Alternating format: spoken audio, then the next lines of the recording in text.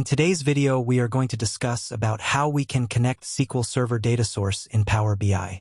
There are a couple of methods available in Power BI connection. We'll see one by one. Click Get Data and select SQL Server Database Connector.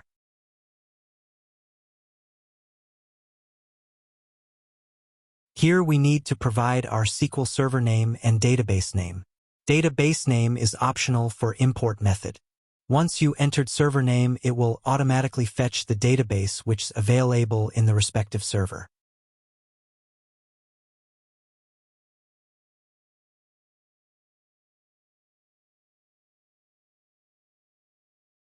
I am going to copy local server name and paste its server name box and leave the database name as blank. In advanced options, you can provide your query text when you are using direct query method. For now, I am not using query text since I am using import method currently. Click OK to load the data.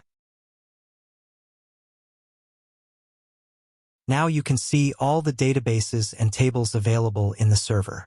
Before see this, you have to provide your credential for the server. If you have separate credential for SQL Server, then you can provide SQL Server credentials. If server connected using your Windows credential, then you can select Windows credential. If you are using cloud server, then you can MFA authentication. Now you can see all the tables available in the database. You can select whichever the tables you want to import into Power BI.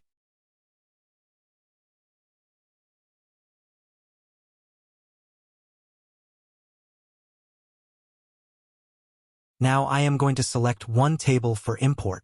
You can see the preview data once you selected the table. You can either load the table directly or click Transform Data to clean up the data.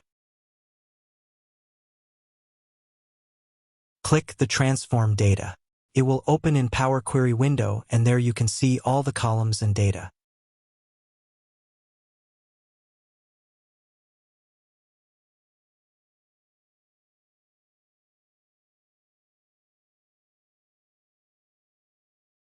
Click Close and Apply once you completed the transformations.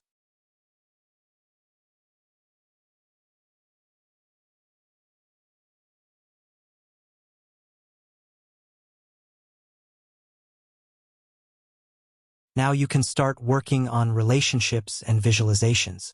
You are required Power BI Gateway to publish the report into Power BI service.